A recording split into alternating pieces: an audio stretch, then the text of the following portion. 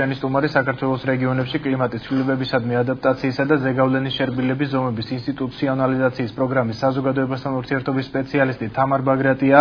დიდი მადლობა ქალბატონო თამარ მობრძანებისთვის. მე დიდი სიამოვნებით მინდა აღნიშნო ის ფაქტი, რომ თქვენ სპეციალურად ჩვენ თოქ-შოუში მონაწილეობის მიზნით ჩამოგბრძანდით თბილისიდან. ბუნებრივია ამ გადაწყვეტილების მიღების გამო ჩვენგან ორმაგ მადლობას იმსახურებთ. Რამდენიმე სიტყვით რომ გვესაუბროთ პროექტთან დაკავშირებით. რას ითვალისწინებდა ეს პროექტი და რა მიზნით ჩატარდა კვლევა, რომელიც ამ პროგრამის ფარგლებში განხორციელდა აჭარაში და არა მხოლოდ აჭარაში, არამედ საქართველოს მთელ ტერიტორიაზე. მივესალმები მაყურებელს, პირიქით თქვენ გიხდით მადლობას, რომ დაგვითმეთ ეთერი. თემა არის ნამდვილად ძალზე და აქტუალური, ამიტომ ჩვენ გვერდს ვერაულიდით. ძალიან მოკლედ ვიტყვი ჩვენი პროგრამის შესახებ. ჩვენი პროგრამა არის დაფინანსებული ამერიკის შეერთებული შტატების საერთაშორისო განვითარების სააგენტოს მიერ და ახორციელებს ადგილობრივ თვითმმართველობათა ეროვნული ასოციაცია. პროგრამა რამდენიმე კომპონენტისგან შედგება, მაგრამ სახელწოდებიდან გამომდინარე, რომელიც თქვენ უკვე ახსენეთ, მთავარი მიზანი პროგრამის არის საქართველოს მუნიციპალიტეტებში არსებობდეს რაღაც ერთეულები, იქნება ეს რაღაც კომისიის თუ ცალკეული სტრუქტურის რაღაც გარკვეული ფორმატის სახით, რომელიც იმუშავებს კლიმატის ცვლილების მდგრადი სოფლის მეურნეობის საკითხებზე. ეს პროექტის პირველი ეტაპი იყო მოსამზადებელი სამუშაოები, ახლა უკვე ჩვენ შევდივართ უფრო აქტიურ ფაზაში. ჩვენი პროექტი იმით არის გამორჩეული, აქვე ხაზს გაუსვამ, რომ ეს არის გარკვეულწილად უნიკალური პროექტი, იმიტომ რომ საქართველოს ყველა მუნიციპალიტეტში მუშაობს, არა მარტო იმ მუნიციპალიტეტებში, რომელიც აჭარის ავტონომიური რესპუბლიკის საზღვრებში არის მოქცეული, არის საკმაოდ შრომატევადი პროექტი, უკვე გადავდივართ აქტიურ ფაზაში, რომელიც უკვე ითვალისწინებს ამ პირების იდენტიფიკაციას მუნიციპალიტეტებში და მათი ძალიან დიდი უკვე სწავლების პროგრამის განხორციელებას. საუბრობთ კვლევას. კვლევაზე სანამ გადავართ. ანუ რაზე შეჯერდით თქვენ მუნიციპალიტეტებში გამოიყოფა რაღაც ცალკე სამსახური პიროვნება, ანუ სხვადასხვა მუნიციპალიტეტებში სხვადასხვა თანამდებობრივი პირი იქნება თუ დაინიშნება კონკრეტულად ამ საკითხის მიმართ პროფესიულადაც შეიძლება აგრონომია. როგორია თქვენი ხედვა ამასთან დაკავშირებით? ანუ ჩვენ შევხვდით საქართველოს ყველა მუნიციპალიტეტის თავმჯდომარეს, საკრებულოს თავმჯდომარეს, ყველასთან ასე ვთქვათ, ქონდა კონსულტაციები ამ საკითხზე, თითქმის ყველა საკრებულოს თავმჯდომარეს, შეიძლება ზოგან მოადგილეს შევხვდით, ამიტომ უტრირებას არ მოვახდენ. გამოიყოფა პიროვნება უკვე არსებული, ასე ვთქვათ, თანამშრომლებიდან, რომელიც ყველაზე მეტად არის დაკავშირებული ამ საკითხთან და რა თქმა უნდა პროფესიით ასევე და განათლებით ახლოს დგას ამ საკითხთან. მაგრამ მართალი გითხრათ, როდესაც ჩვენ დავდივართ მუნიციპალიტეტებში და ასეთი პირის იდენტიფიცირებას ვთხოვთ მუნიციპალიტეტს, მაშინათვე ხდება ხოლმე ყოველთვის მუნიციპალიტეტში არსებობს ადამიანი, რომელიც მაშინვე ასოცირდება მდგრადი სოფლის მეურნეობის კლიმატის ცვლილების დონეზე ბაზა არსებობს, ბაზა რესურსი არის ადამიანური, რომელიც შეასრულებს ამ საკითხებს. გადავიდეთ კვლევებზე მაშინ, ძალიან საინტერესოა. კი ბატონო, კვლევა ჩატარდა, მოდით თქვათ, რომ ეს არ იყო სიღრმისეული კვლევა, ეს იყო ასე ვთქვათ, გარკვეული საბაზისო კვლევები, რათა არ გვეღწერა გარკვეულწილად მდგომარეობა. ჩვენ ეს კვლევა ჩავატარეთ, რა თქმა უნდა, ყველა მუნიციპალიტეტში. იყო საკმაოდ რთული სამუშაო, იმიტომ რომ ყველა მუნიციპალიტეტში უწევდათ ჩვენ წარმომადგენლებს ჩამოსვლა, მაგრამ გარდა იმისა, რომ თქვათ ჩავედით მუნიციპალიტეტში, უკვე კითხვარის საშუალებით, რომელიც ჩვენ გვქონდა შემუშავებული, ძალიან რთული იყო მონაცემთა შეგროვება, იმიტომ რომ სამწუხაროდ ზოგიერთ მუნიციპალიტეტში გარკვეულ საკითხებთან დაკავშირებით გარკვეული ინფორმაცია არ მოიპოვება, განა რომ ეს მათ ფუნქციაში შედის და არ აქვს, უბრალოდ არის მთელი რიგი საკითხები, რომელიც უბრალოდ ასე ვთქვათ ყურადღების ცენტრში არც კი ექცევა, მაგრამ ამავდროულად არის საკმაოდ აქტუალური და საინტერესო და პირდაპირ უკავშირდება გარემოს დაცვის საკითხებს. თამარ, მე მაინტერესებს, რამდენად არსებობს იმის აუცილებლობა, რომ ესეთი წარმომადგენლები იყვნენ ადგილობრივად მუნიციპალიტეტებში. ესე ხშირია კლიმატური ცვლილებების ფაქტორი, ვთქვათ, იმ გარემოზე, რომელშიც ჩვენ ვცხოვრობთ, ესე ხშირად იცვლება ეს გარემო პირობები და ესე ხშირად იცვლება ბუნებრივი მდგომარეობა, რომელშიც ვთქვათ, იგივე თუნდაც სოფლის მეურნეობა უნდა განვითარდეს. მოგახსენებთ სამწუხაროდ უკვე კლიმატის ცვლილება ეს არ არის რაღაცა ხელოვნური ფენომენი. მოგახსენებათ ერთ პერიოდი იმასაც კი ვარაუდობდნენ, რომ კლიმატის ცვლილება არ არსებობს და ეს რაღაცა მოიფიქრეს, რაღაცა ხელოვნური ფენომენია, მაგრამ სამწუხაროდ ჩვენ ბოლო პერიოდის მოვლენებმა ნაცვლად აგვანახა, რომ კლიმატის ცვლილება ეს უკვე რეალური მოვლენაა.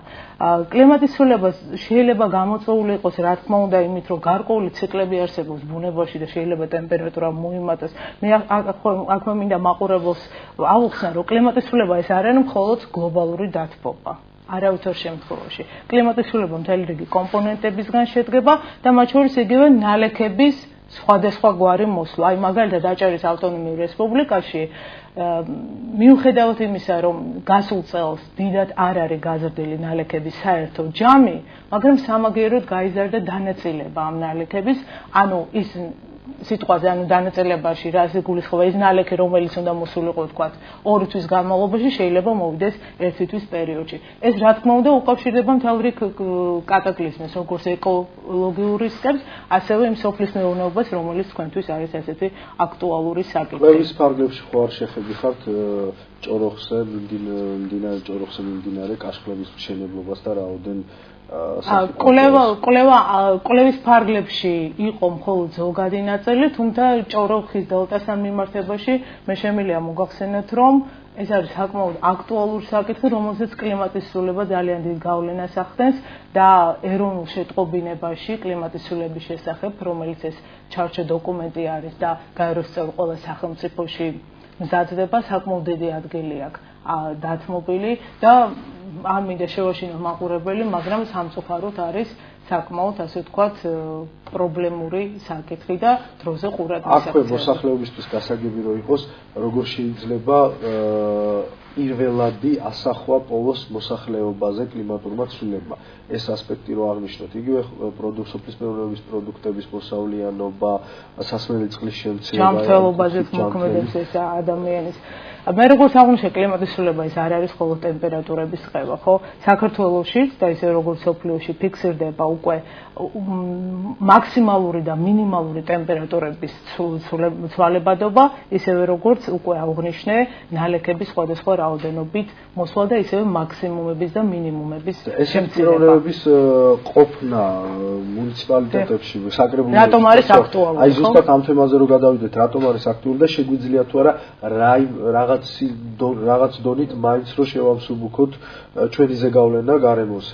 რა თქმა უნდა, მოდით რახან თქვენს ტელევიზიაში მიმყოფების სტუმრად მე მინდა ხაზე გავუსვა, რომ სამწუხაროდ აჭარის რეგიონი არის იმ მოწყვლად ტერიტორიებს შორის, რომელზედაც დედოფლის წყაროსთან, რაჭა-ლეჩხუმთან და შავი ზღვის სანაპიროსთან ერთად უკვე ფოთს გულისხმობს, სადაც ვითარება არის საკმაოდ ასე ვთქვათ რთული, ხდება აბრაზიული პროცესები. აჭარის ავტონომიურ რესპუბლიკას არის სამწუხაროდ რისკის ქვეშ კლიმატის ცვლილებების მიმართ. ეს არის აბრაზიული პროცესები, რა თქმა უნდა. ასევე მოგეხსენებათ, აქ არის მეწყერსაშიში ზონები.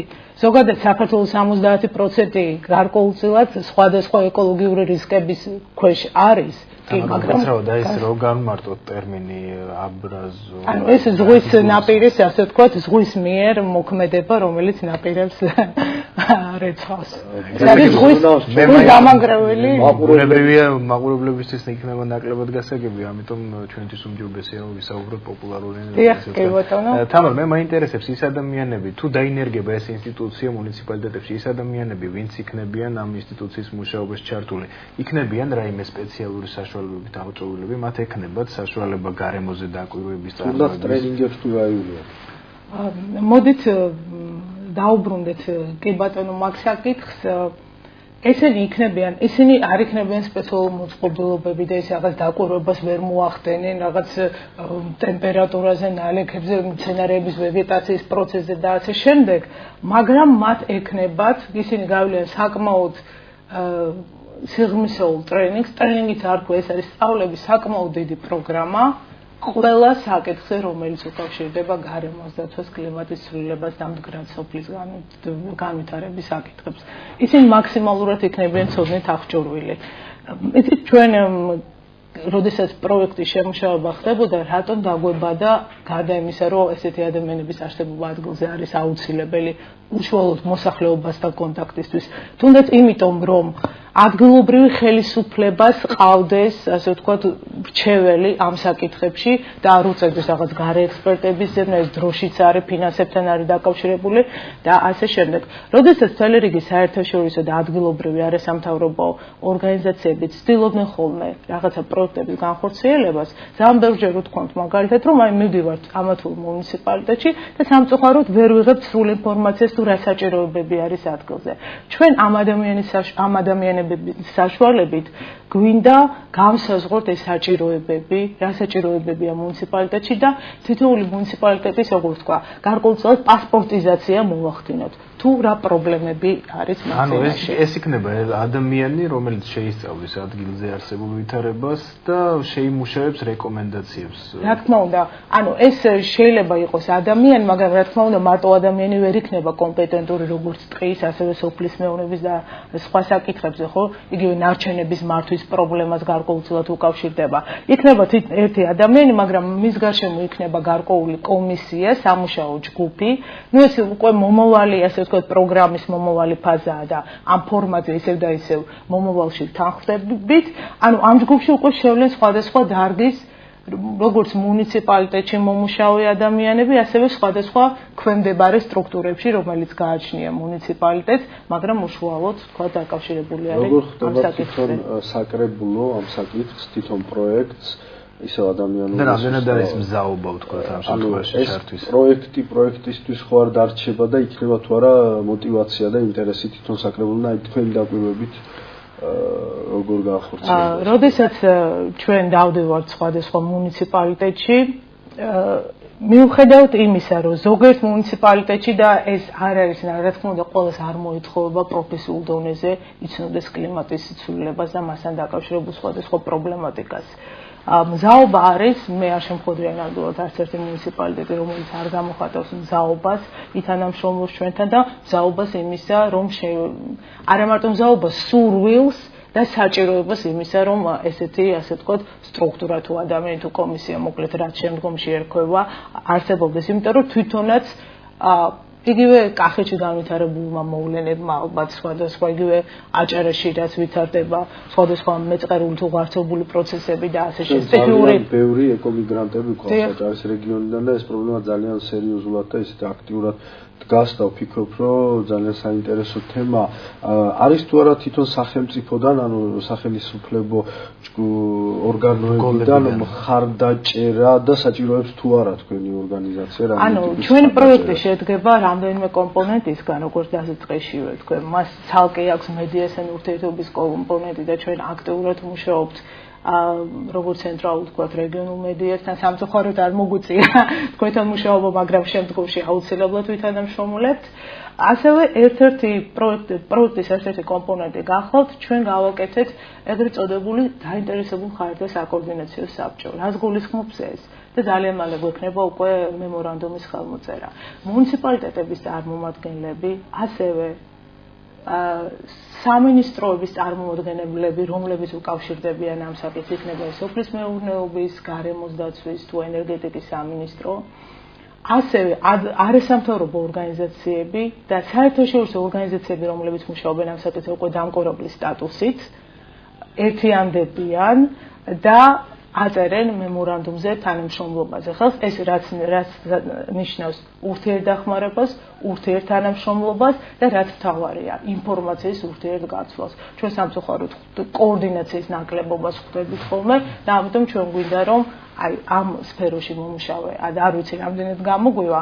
ამ სფეროში მომუშავე. ყველა სტრუქტურა მაქსიმალურად, ასე ვთქვათ, ძირითადად აქ რა თქმა უნდა, არასამთავრობო სექტორი გულისხმობა და საერთაშორისო ორგანიზაციები მათი პროექტები მაქსიმალურად იყოს სინქრონიზებული და კოორდინირებული. თამარ, თქვენ ახსენეთ ტერმინი სოფლის მეურნეობის მდგრადი განვითარება. რა იგულისხმება ამაში და ხომ არ გულისხმობს ეს, თქვათ, ამ დარგის დივერსიფიცირებას კლიმატური ცვლილებების პარალელურად?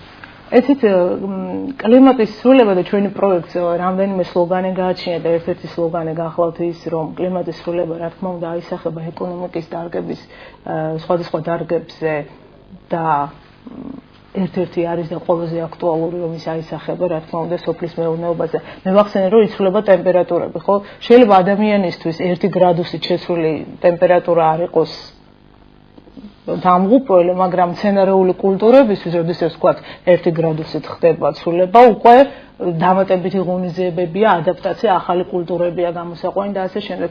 ეს სწორედ ახლა ძალიან მნიშვნელოვანი კვლევა გამოიცა, რომელიც უკავშირდება კლიმატის ცვლილებას და სოფლის მეურნეობას. 13 სხვადასხვა ქვეყნის მეცნიერი იყო ჩართული გაეროს ფორმატში მოხდა, სადაც მათ დადეს რეკომენდაციები ყველა ქვეყნებისთვის, რომ სურსათის უსაფრთხოება და კლიმატის ცვლილება ხდება ძალიან მნიშვნელოვანი პრობლემა. ჩვენ რა ტენდენცია გვაქვს სოფლიო ბაზარზე იზრდება სურსათის ფასი, ხო? როცა მაშინ იყო ნეგატიური ტენდენცია, იყო ფასი ნაკლები. ეს ნიშნავს იმას, რომ უფრო მეტი ადამიანი ხდება შიმშილის ზღვარზე.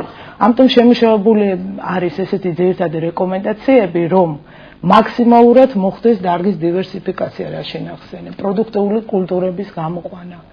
მაქსიმალურად შეჯერდეს ეროვნული ადგილობრივი პოლიტიკა ამ მიმართულებით და რასაც ერთ-ერთ რეკომენდაციას ისინი გასცემენ, მაქსიმალურად მეტი ინვესტიცია იყოს სოფლის მეურნეობაში. კიდევ ერთხელ მინდა უგრუნესი მადლობა გადაგიხადო, რომ ჩამოგზანდი ჩვენი გადაცემისთვის. ვიმედოვნებ, რომ ჩვენ კიდევ ერთხელ შევხვდებით ამ თემაზე. უკვე პროექტის მეორე ეტაპზე ერთ სხვა აქტივობებს განახორციელებთ. ჩვენ მზაობას ვაცხადებთ პირდაპირ ეთერში აღნიშნულ საკითხთან დაკავშირებით. და დიდი მადლობა თამარ, იმედი მაქვს რომ ჩვენ ისე გვექნება თანამშრომლობის გაგრძელების სურვილიც და შესაძლებლობებიც. მე კი ჩვენს მაყურებლებს მინდა უთხრა რომ ამით თოქ-შოუ მე ვარ ფერმერი დასრულებულია, ჩვენ ერთმანეთს მომავალ ხუთშაბათს შევხვდებით.